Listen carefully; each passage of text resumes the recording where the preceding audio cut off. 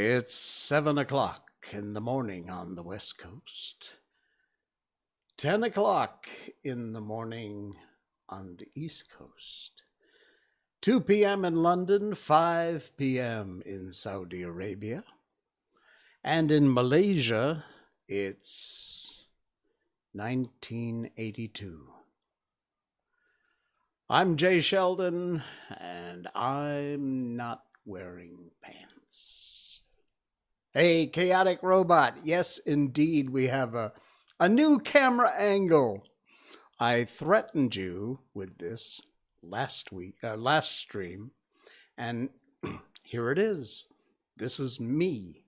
This is my other camera, my desk light, my other desk light, my extra monitor that you can't really see because it's all white. And it's just a little behind the scenesy kind of look. I don't know that I like it, actually. I think I prefer when it's over there. But I thought I would try, see what kind of reaction I get, and whether or not this works, kind of this behind the scenes sort of angle. So, yeah, new camera angle. Woohoo! That's the big news for the day. Okay, good night, everybody. No. We have a few things to talk about, and we looks pretty dope. Cool. Thank you. We have a few things to talk about, and a few Alice in Wonderland chapter coming up, and yeah, we will be here for the better part of an hour as usual. We stream live on Tuesdays, Thursdays, and Saturday nights, all at 10 p.m. Malaysian time. And we also want to make sure that we thank the folks at StreamBeats. StreamBeats.com is where you will find free, copyright-free, strike-free music from the great Harris Heller. And we thank StreamBeats.com for supplying the tunes for our show. It's not just that rock anthem stuff that you hear in the beginning. I chose that because I love it. But there's all kinds of variety of music there, so check it out. And also remind you that we are live on Facebook. I'm Not Wearing Pants is the name of the page. On YouTube at Jay Sheldon's page, you'll see this logo. And also on twitch.tv. Jay Sheldon No Pants is the name of the game over there. Be sure you like, subscribe, share, do what you can to help support the stream. Ultimately, if you'd really like to help support the stream, there's a link right there on twitch.tv or over on Facebook. It's up above. You click there, click $5 or whatever, and just send it along. Appreciate it. Helps defray the cost of doing a show, which does cost a little bit of money. No requirements, no compulsion, but if you can, great. Good morning, everyone across the platforms. Yes, hello. I try and, because people on Twitch can't see people on Facebook, can't see people on YouTube, so as much as I can, I try and I have a multi-stream chat window here, so I can see everybody. I'm like the government, I can see everything. Jaden, hey, Jaden M45, howdy, hello, good to have you along for the ride tonight. We do have a few things to talk about, as I mentioned in my thumbnail, mostly politically incorrect, but also some funny things, because I always like to leave you laughing, and my own personal adventures, not only on Facebook, but wherever else we may be. Tied up your seatbelts and prepare for the ride, for I, Mohammed the Mighty, have arrived. Once again, hello. Yeah, ride. I get it. Ride, whatever. We understand. It's okay. We love typos. I am the king of typos, so no problem here. All right. We had a pretty good weekend, actually. This is the first show since Saturday night, and Sunday was phenomenal. We had such a good time. We went to the beach, which wasn't much of a beach, actually. We are still under partial house arrest here. I keep saying it because it's true. It's not quarantine. Quarantine is what you do to sick people.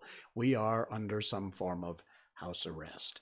So having said that, We are now, with these ridiculous rules, able to travel inter-district, but still can't travel interstate. In Malaysia, we have like 13 states. I live in the state of Selangor, and my favorite spot to go, which is Genting for the casino, is in the state of Pahang, and I'm not allowed to go there, which is, my only selfish reason for wanting the MCO to be over. Movement control order, or basically modified house arrest. So anyway, they just announced, I think today, that this silliness will last until at least the end of March. So that's what, another 15 days or so? Yay, we're so happy. Whatever. All right, what else is going on? Sunday. Yeah, Sunday, we went to the beach. We brought Miko. Miko had a ball. Now, this beach is in Sekinchan. Sekinchan is on the west coast of Malaysia. I'm pointing opposites here, and it's kind of rocky. It's not really much of a beach. In the reviews, people said, "Oh, it smells like fish." Well, it's the ocean, you moron. Of course, it smells like fish. And it's a big seaport. There's all kinds of seafood. The seafood is really good there because it's fresh off the boat, and it's fun. There's a wishing tree.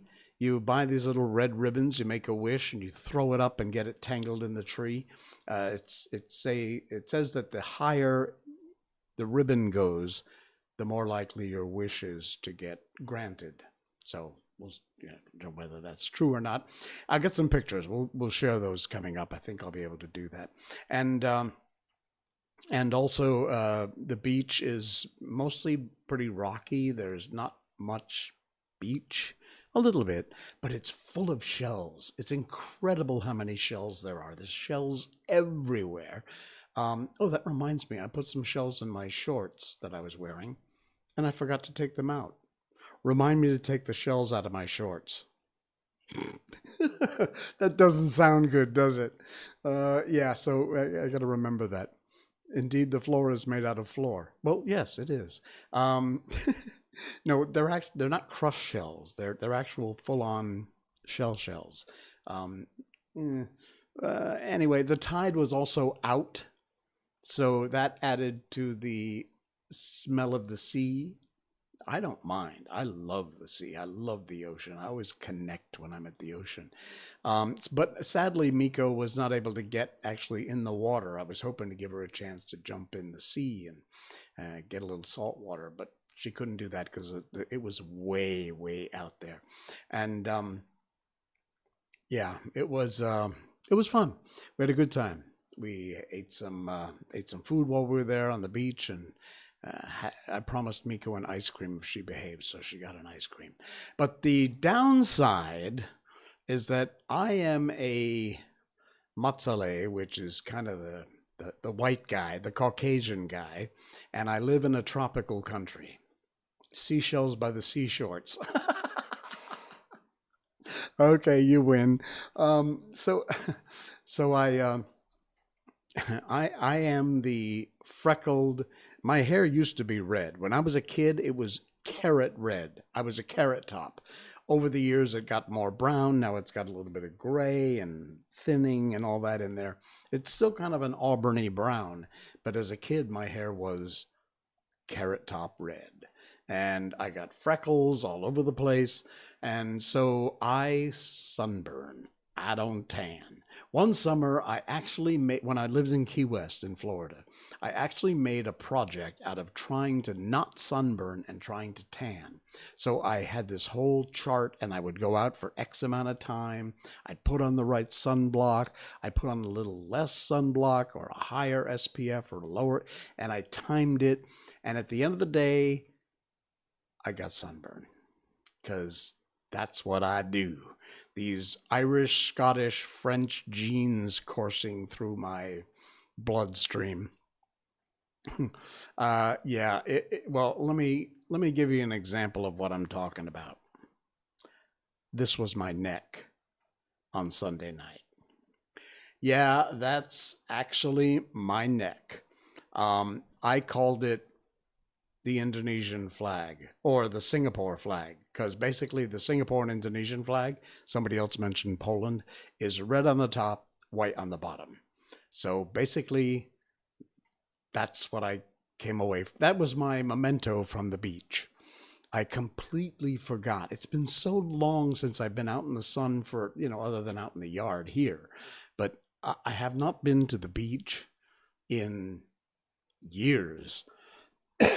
Excuse me. So I completely forgot about sunblock.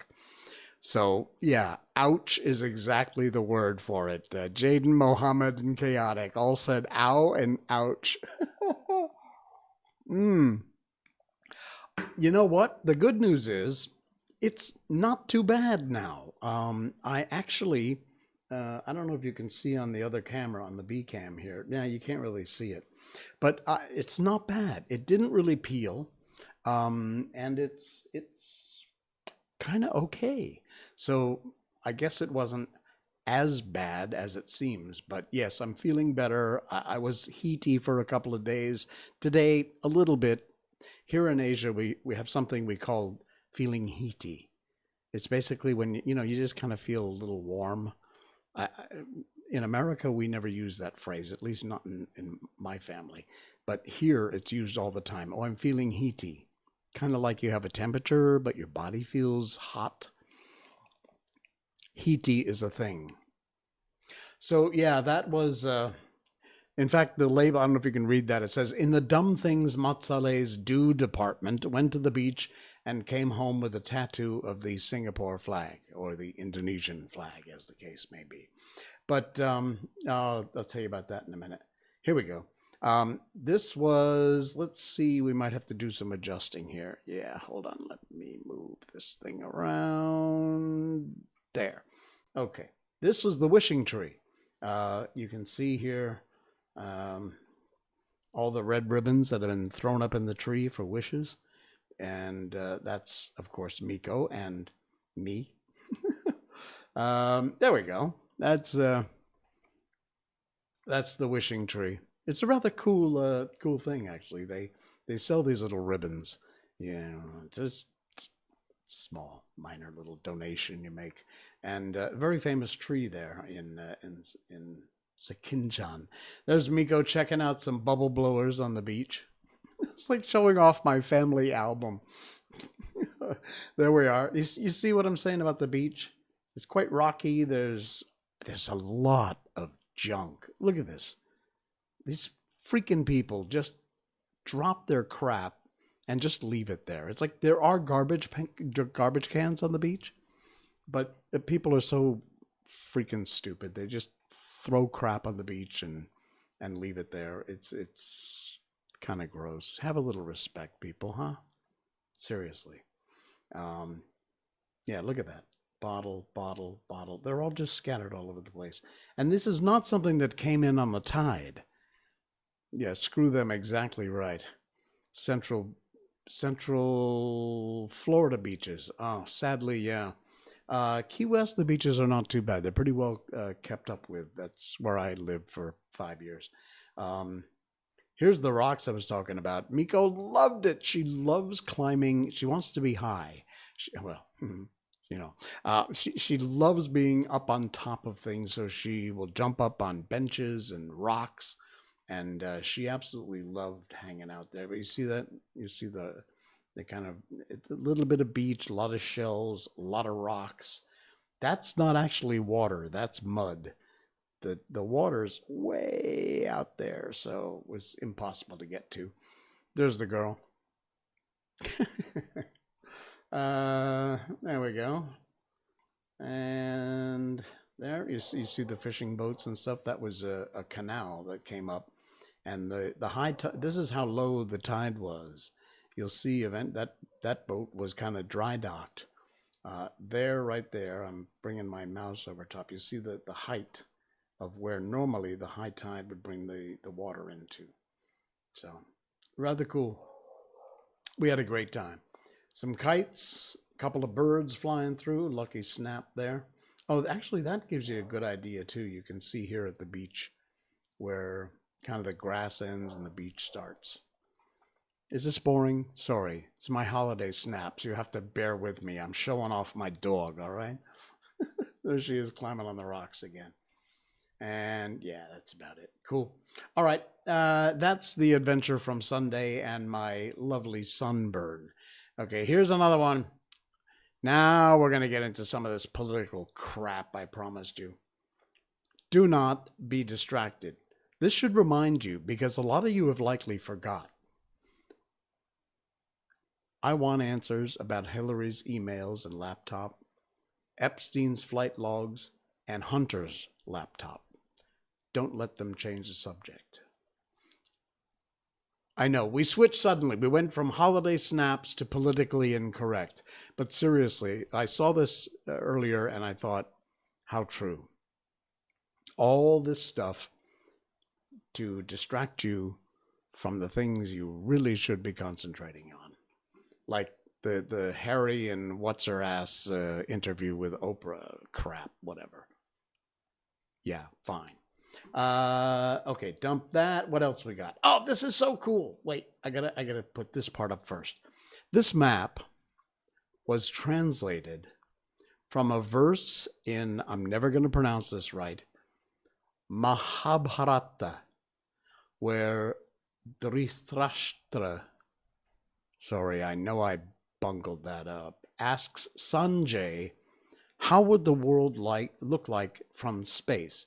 Now, this was centuries and centuries and centuries ago, before space travel was even thought of. Locus Pocus, hey, good to have you back. Hello, Locus Pocus. All right, back to this. He said, it looks like two people leaves, P-E-E-P-A-L, joined together, and a rabbit. It was made by sage Ramanusacharya, something like that. And everyone laughed at the idea. However, this is the two leaves and the rabbit that was drawn. But if you're watching on your phone, if you're watching on a laptop, it's going to be a little difficult. But take your phone and turn it upside down and take a look at that picture. Thousands of years ago, someone was asked, what would the world look like from space? Turn that upside down and take a look. I can't do it here because I just can't do it. You'll be amazed. Turn your phone up and then turn it back because I'll get dizzy. Okay? I'll just leave it there for a second so you can do it. Cool or what? Yeah. Cool, huh? I'm telling you, it's the coolest thing ever. Okay, enough of that. This also is so cool. I'm so excited about this. I just found this tonight and I wanted to share it. If you're in, yeah, you see the continents. See, exactly. If you're in Malaysia, this will matter. If you're not, maybe you can come here on a holiday once they open up the borders and accept tourists back and we can actually exist. Excuse me. But this showed up and it's amazing. It's in Shah Alam, which is a town here in Malaysia, not too far from where I live, actually. And it says, spend your day in Japan, except it's actually a park in Shah Alam. And from the pictures, it looked absolutely beautiful. This is from Juice, by the way, juiceonline.com. Every Malaysian looking for alternatives for traveling or even hacks to make it feel like we boarded a plane to go somewhere nice. It's evident in the way we're buying fake airplane windows that project the view of flying in the clouds. Luckily, if you're itching to go to Japan, there's a shortcut, and all you have to do is drive to Shah Alam. This is in Taman Tasik Shah Alam, Section 14, and the Selangor Japan Friendship Garden will transport you to Japan, and it's free to enter. I'm not going to read the whole article. You can check it out on juiceonline.com. There's the entrance. It's beautiful. Almost looks kind of like a Japanese garden gate. I see a bit of bamboo fencing there, which is rather cool. There, now my mouse is back. Check this out. This is gorgeous. It's like a rather large tea house, but a tea house nevertheless. Bit of a pond, although the algae has taken over. This is absolutely beautiful. The Japanese lanterns, bamboo fence. I've got to check this out. You know my fascination for Japan. There you go.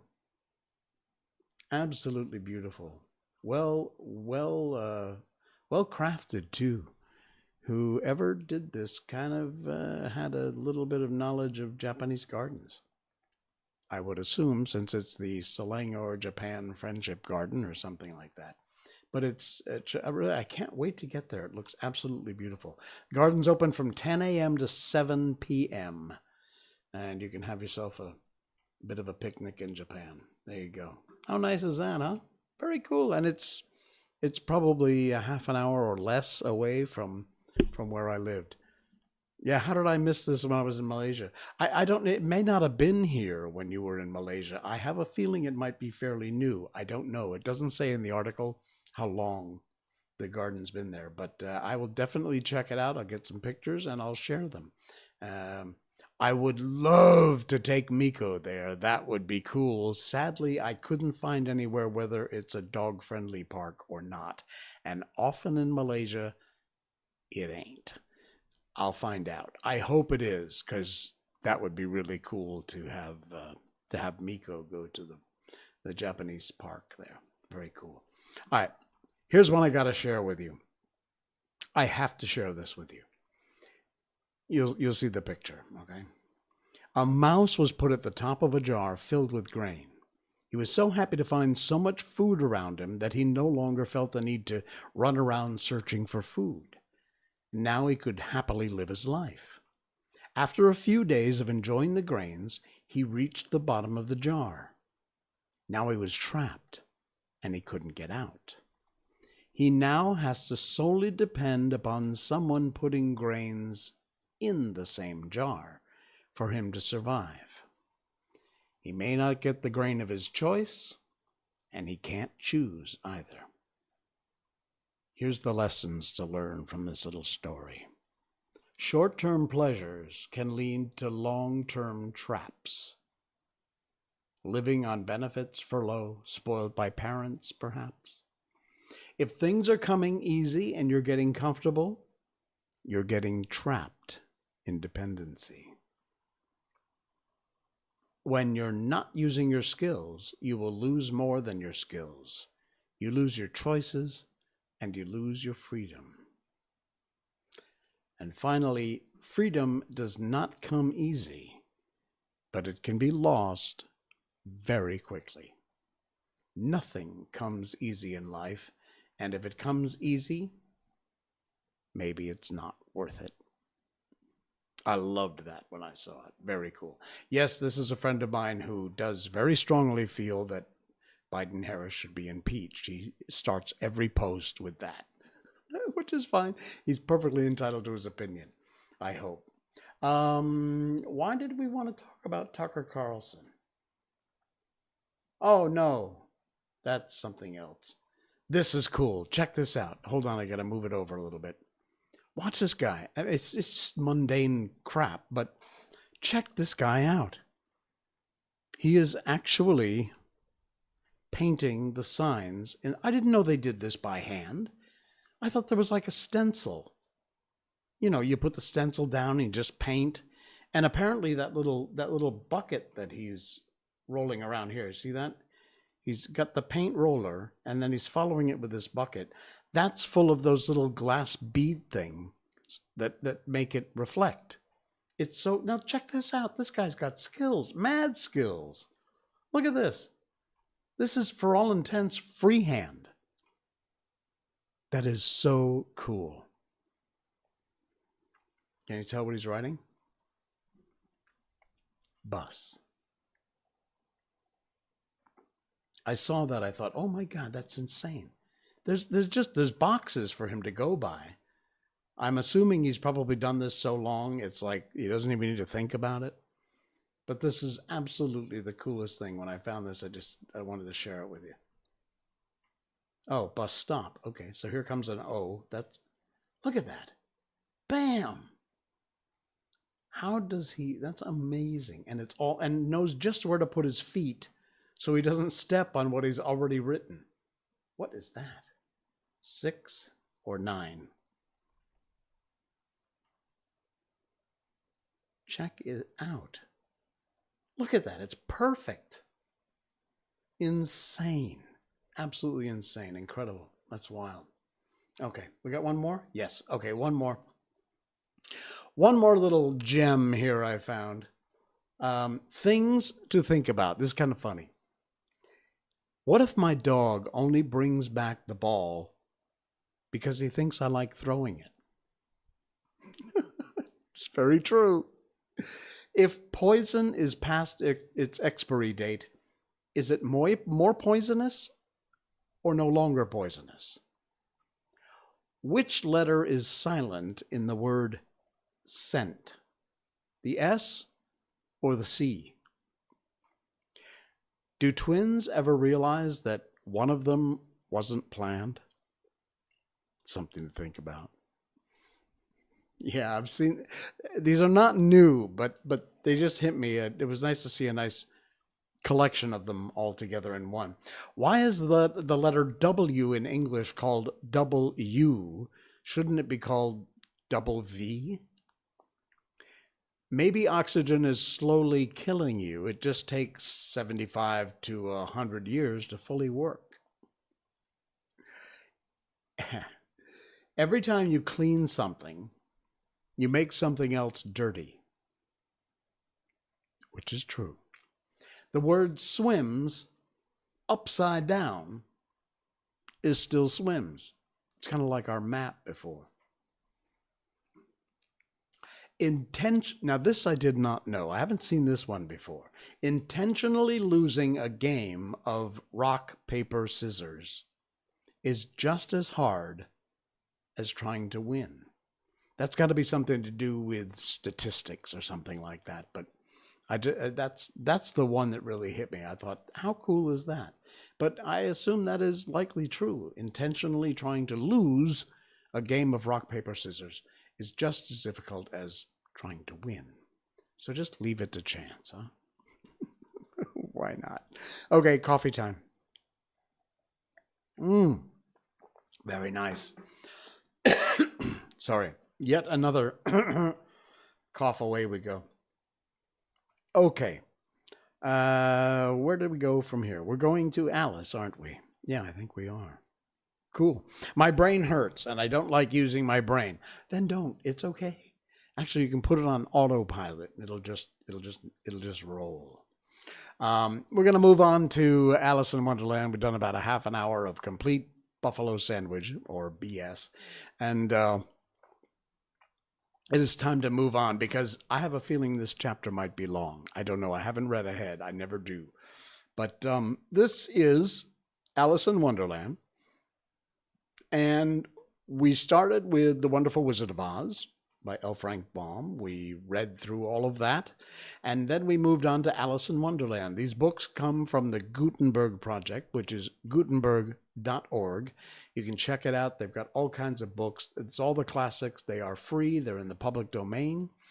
You can make a donation to their site if you like to help support the work they do. Please do if you can afford it. And they're all copyright free. And they're in, as I said, they're in the public domain. The classics, they're all there. So we're moving on. This is chapter 8.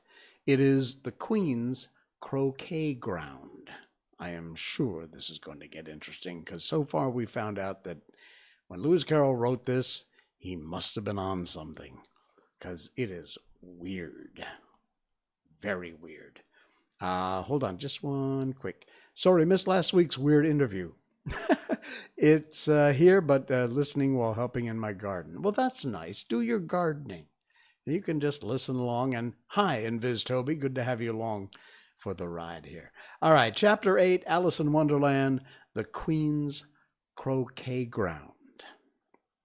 A large rose tree stood near the entrance of the garden. The roses growing on it were white, but there were 3 gardeners at it, bustily painting them red. Alice thought this a very curious thing, and she went nearer to watch them. And just as she came up to them, she heard one of them say, "Look out now, Five! Don't go splashing paint over me like that." "I couldn't help it," said Five in a sulky tone. "Seven jogged my elbow." On which Seven looked up and said, "That's right, Five. Always lay the blame on others." "You'd better not talk," said Five. "I heard the Queen say only yesterday you deserve to be beheaded." "What for?" said the one who'd spoken first. "Well, that's none of your business, too," said Seven. "Yes, it is. It's his business," said Five, "and I'll tell him. It was for bringing the cooked tulip roots instead of onions." Seven flung down his brush and had just begun, "Well, of all the unjust things," when his eye chanced to fall upon Alice as she stood watching them, and he checked himself suddenly, and the others looked around too, and all of them bowed very low. "Would you tell me," said Alice, a little timidly, "why are you painting those roses?" Five and Seven said nothing, but looked at Two.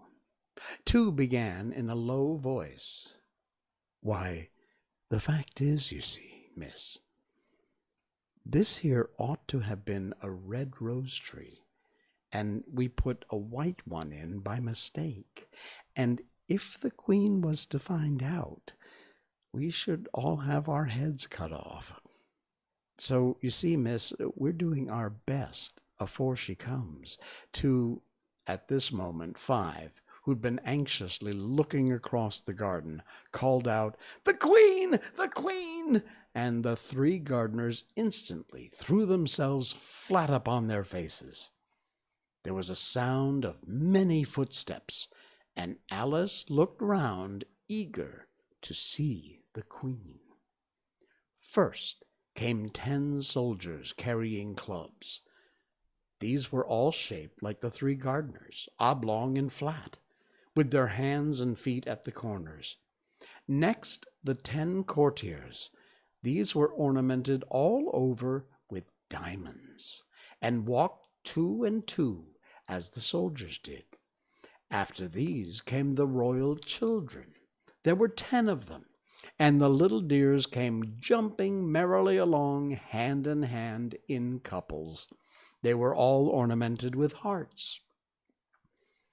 Next came the guests, mostly kings and queens, and among them Alice recognized the White Rabbit. It was talking in a hurried, nervous manner, smiling at everything that was said, and went by without noticing her. Then followed the Knave of Hearts, carrying the king's crown on a crimson velvet cushion, and last of all this grand procession came the King and Queen of Hearts. Alice was rather doubtful whether she ought to lie down on her face like the gardeners did, but she couldn't remember ever having heard of such a rule at processions. And besides, what would be the use of a procession, she thought, if all the people had to lie down upon their faces so they couldn't see it? So she stood where she was and waited. When the procession came opposite to Alice, they all stopped and looked at her. And the Queen said severely, "Who is this?"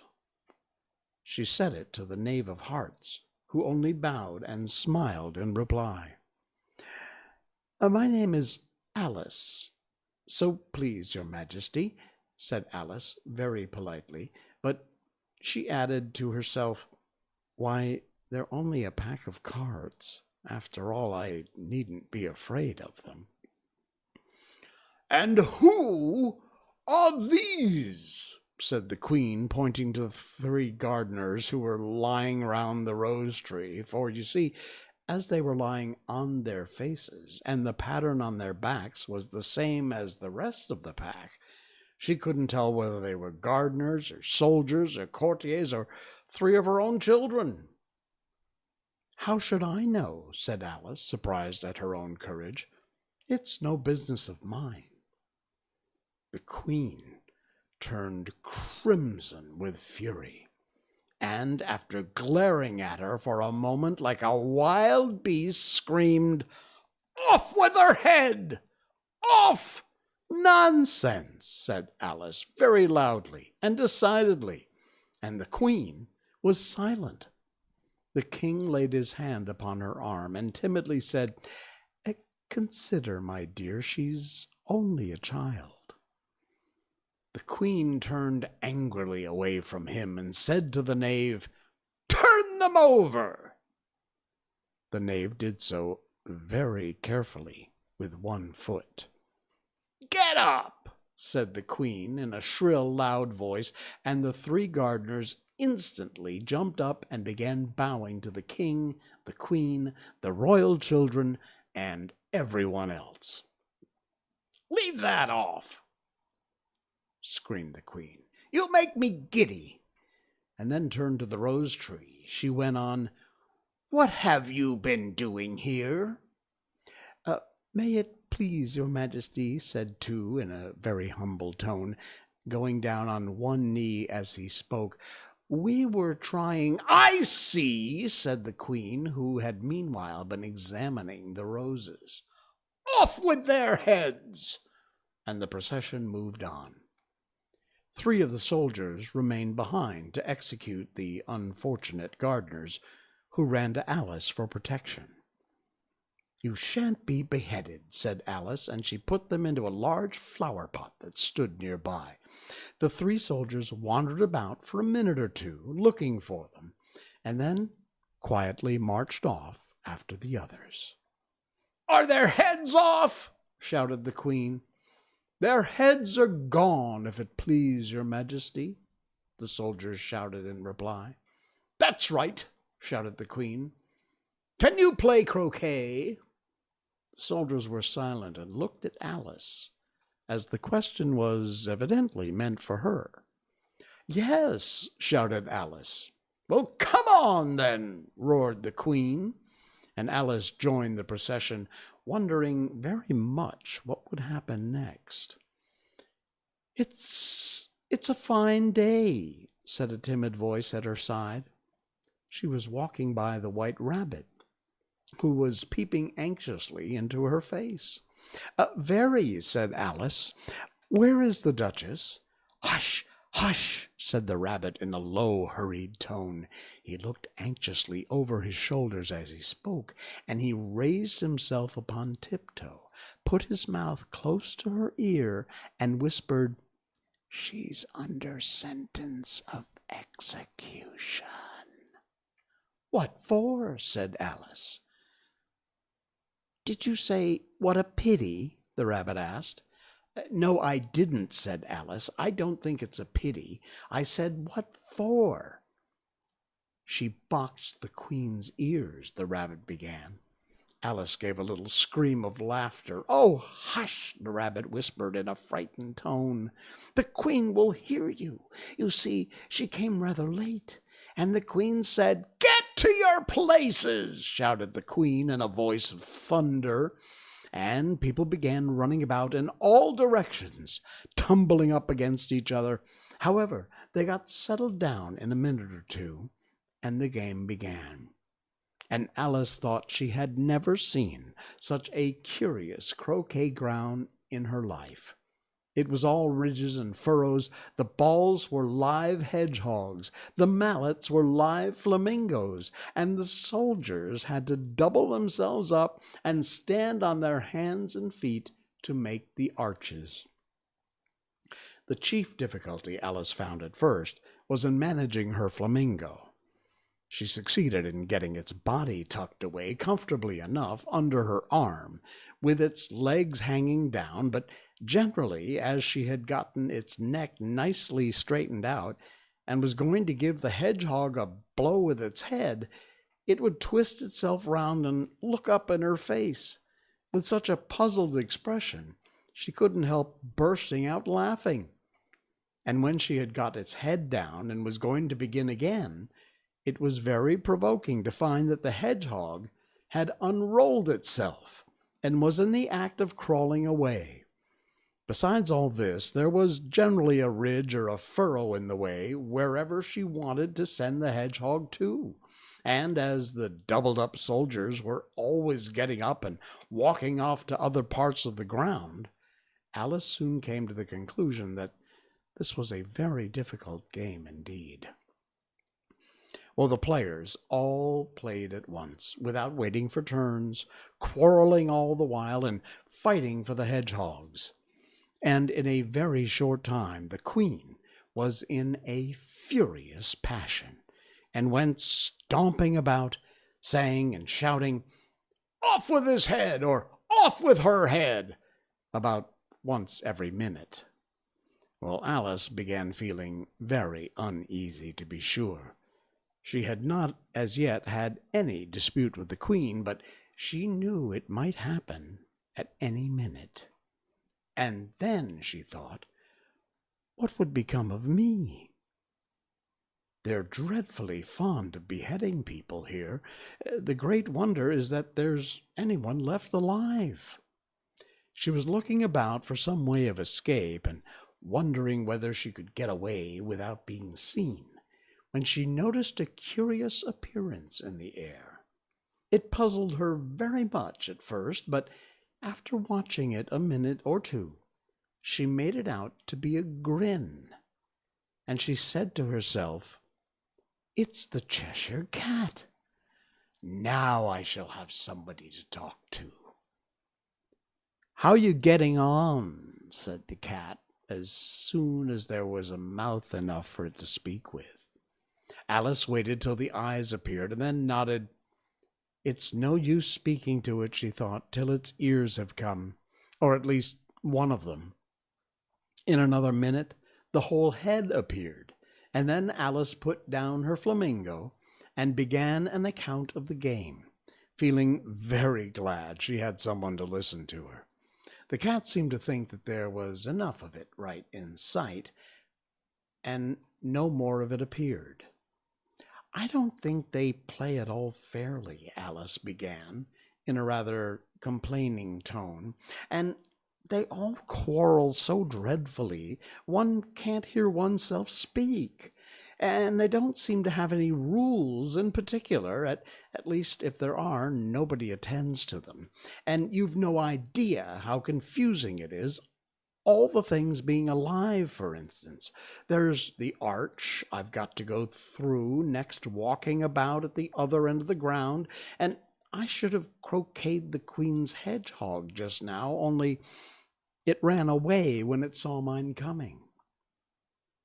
"And how do you like the queen?" said the cat in a low voice.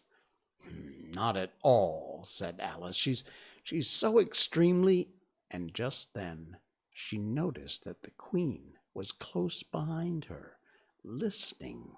So she went on, "Likely to win, that it's hardly worth while finishing the game." The queen smiled and passed on. "Who are you talking to?" said the king, going up to Alice and looking at the cat's head with great curiosity. "Oh, it's a friend of mine, a Cheshire Cat," said Alice. "Allow me to introduce it." "I don't like the look of it at all," said the king. "However, it may kiss my hand if it likes."